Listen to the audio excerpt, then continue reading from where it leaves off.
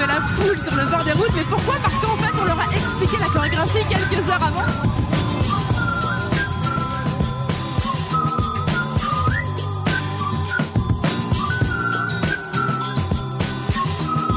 Tout ce sourire au bord des routes, c'est ça aussi le tour, c'est super.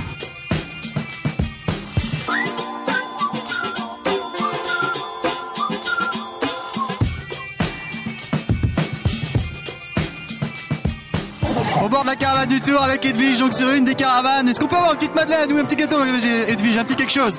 Allez, s'il vous plaît. Merci. Beaucoup de monde sur le bord du Tour pour voir les coureurs, mais aussi la caravane, et on va essayer de récolter un maximum de cadeaux ou de petits gâteaux comme j'ai dans la main. On va regarder tout de suite un reportage d'un de nos journalistes qui a suivi le public au bord de la caravane du Tour. Salut d'un virage. Bonjour tout le monde. Le contre-la-montre par équipe de 23 km.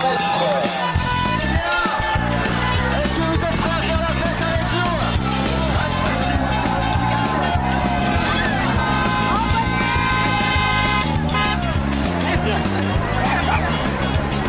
Les mains.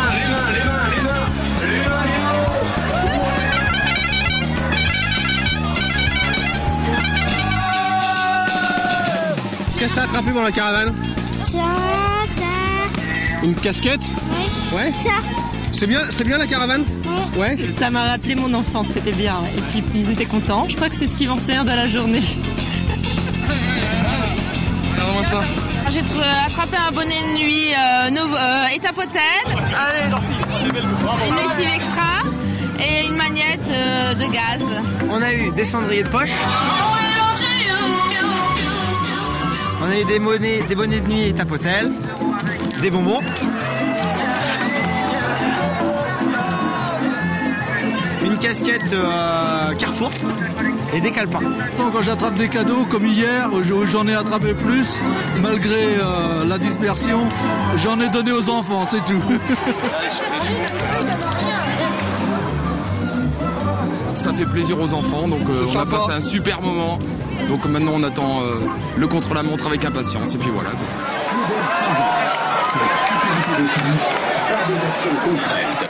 Alors vous le voyez, c'est la grosse ambiance, mais avant tout ça, avant d'être sur le tour, il n'y a pas d'improvisation. Quand on est caravanier, on est allé dans les coulisses. Regardez, c'est un reportage de Cyril Guillet.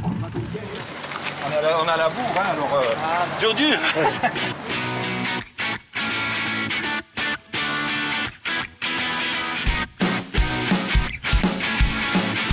On a un départ à midi, on a un contre-la-montre par équipe ce matin, et en fin de compte, je suis ingénieur du son pour l'agence ID Active qui a en charge plusieurs marques. On est en train de sortir les caissons décors qui vont se greffer sur les voitures.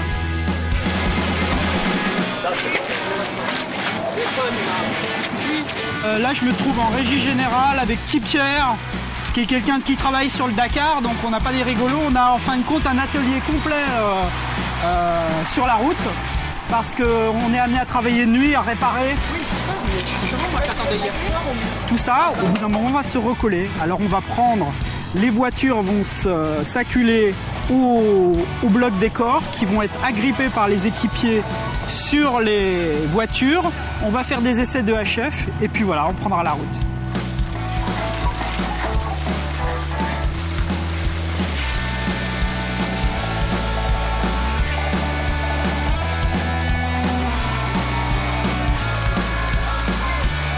Au niveau du physique, les journées sont très longues, pénibles. C'est-à-dire les journées peuvent commencer très tôt le matin et finir très tard le soir. Donc, mais après, c'est tellement un esprit festif et surtout toujours garder cet esprit famille, esprit. Donc, et là, après, le temps s'écoule tout doucement.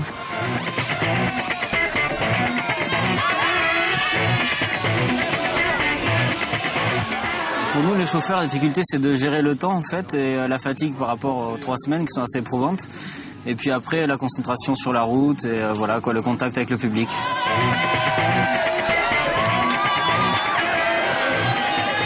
Ça fait plaisir de voir tous les gens qui sourient avec nos bonbons, c'est que du bonheur. C'est quoi la difficulté ?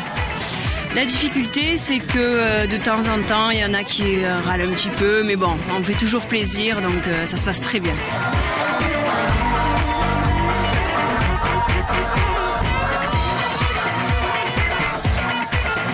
Pour nous, nous, c'est 6 véhicules, 5 à la distribution et 2,5 millions de goodies, soit le plus gros distributeur sur le Tour de France. Vous n'êtes pas sans savoir que le Tour est présenté comme sans doute le spectacle sportif le plus important au monde. Et en France, assurément, le spectacle populaire le plus important. Donc il y a un lien évident entre une marque comme Haribo, qui est fondamentalement populaire, et le rassemblement de 15 millions de personnes sur les routes. Voilà. On veille à ce que la caravane progresse de manière régulière et puis surtout dans toutes les conditions de sécurité et de prévention nécessaires, à la fois pour les gens qui travaillent sur la caravane mais également pour le public et les spectateurs, puisque le danger principal quand il y a 12 millions de spectateurs sur le bord des routes, comme c'est le cas sur le Tour de France, c'est un risque d'impact avec le public lorsqu'ils viennent récupérer des goodies sur le bord de la route.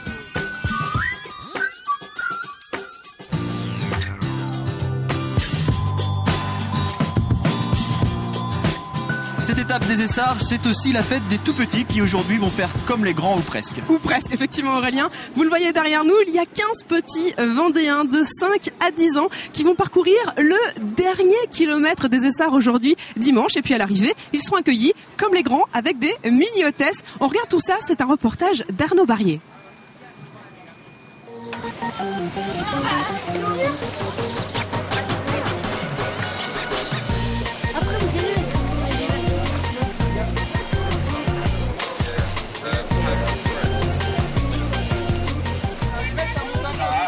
Là, ils sont à l'échauffement, ils sont en train d'adapter les vélos à leur morphologie, et, mettre les vitesses en place, se préparer un petit peu psychologiquement. Et je vous conseille, vous n'êtes pas obligé de suivre mes conseils, mais là on met une vitesse.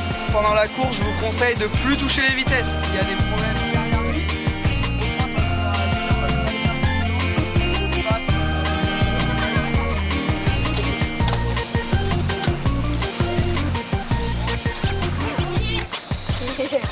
Enfants ont été qualifiés sur des cycloparcs.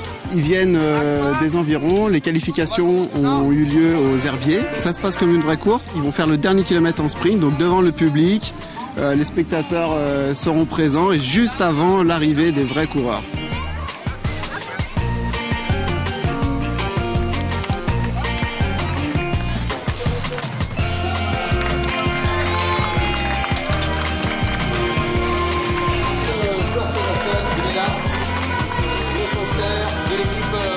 Le gagnant et la gagnante sera qualifié pour faire exactement la même chose, c'est-à-dire le dernier kilomètre sur les Champs-Élysées à Paris le 24 juillet.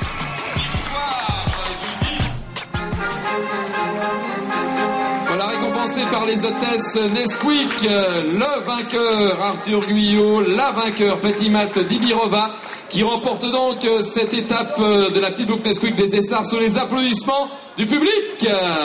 Bravo! Ce contre-la-montre aux Essarts est une étape bien particulière pour l'équipe vendéenne, le team Europcar, puisqu'ils sont sur leur terre, leur fief, le manoir Saint-Michel, est juste derrière nous. Alors ont-ils la pression? Hélène Laurenceau est allée leur poser la question, regardez.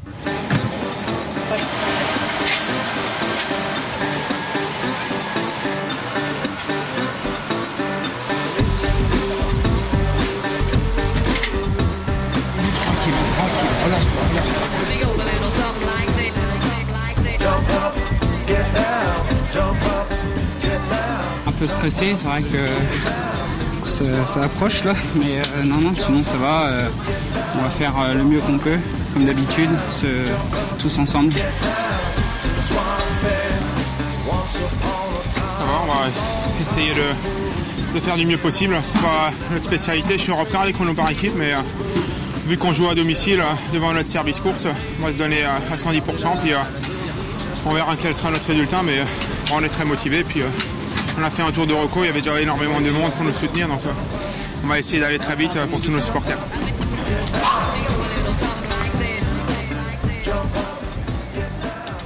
L'équipe Europcar, ce ne sont pas seulement les coureurs, c'est une équipe d'une trentaine de personnes mobilisées pendant les 3 semaines du Tour de France. Et dans cette équipe, il y a bien évidemment les mécaniciens. Ils sont 4 sur le Tour de France, au lieu de 2 habituellement dans les autres courses. Ils s'appellent Christian, Vincent, Julien et Christophe. Ce sont des hommes de l'ombre indispensables. Chaque soir, leur programme est le même. Réparation, vérification des vélos. Hélène Laurenceau est allée à leur rencontre.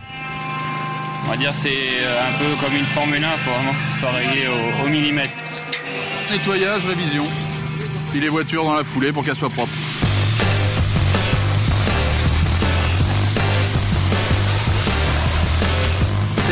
le plus propre possible pour que mes collègues ils travaillent sur du matériel propre.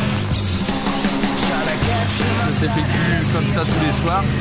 C'est un peu le rituel sur chaque étape. Il faut mettre le matériel nickel parce que tous les vélos sont graissés tous les jours, huilés. On va dire huilés parce qu'on ne regraisse pas toutes les parties mécaniques, mais on huile la chaîne tous les jours et après un bon nettoyage le soir pour remettre tout nickel.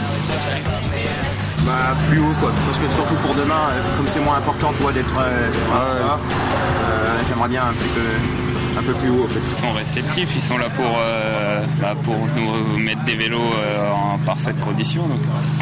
Voilà, j'ai demandé un petit millimètre de réglage différent d'aujourd'hui et demain ce sera fait, ce sera parfait.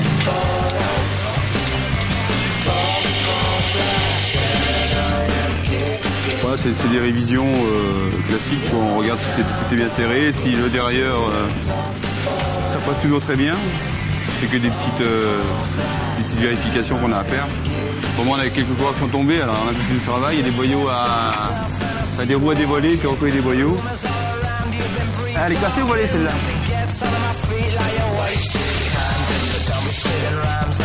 Donc là je suis en train de changer le boyau parce que cet après-midi pendant la course on a eu une crevaison, quelques chutes, donc il y a des boyaux qui sont à changer. Et donc je suis en train de raffermir un petit peu la colle et après remettre une couche de colle et remettre un boyau.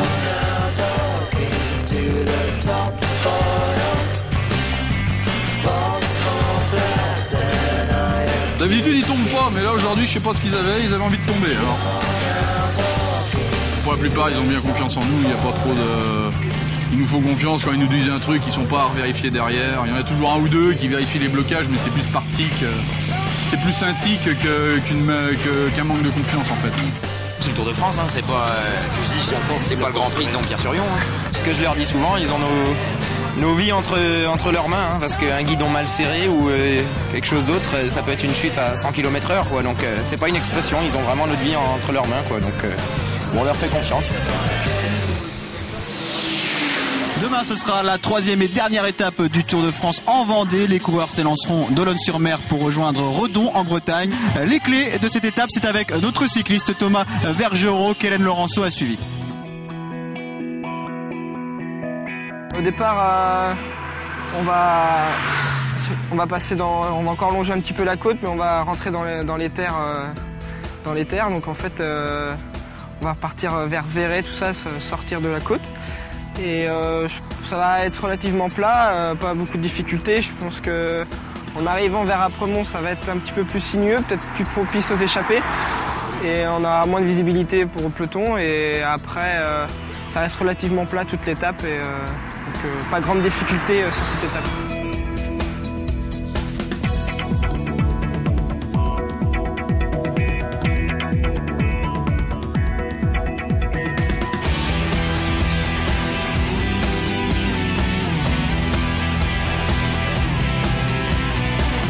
Ça va être des belles routes, mais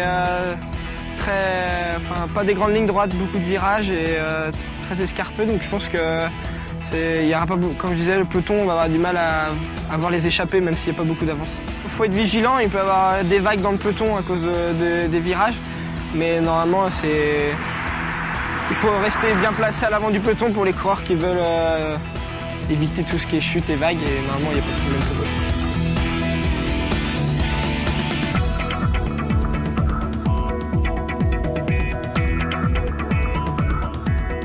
Ça peut être sympa du côté d'Apremont, c'est un beau village, donc je pense qu'il y a une belle montée, donc je pense que ça peut être sympa d'aller voir par là-bas.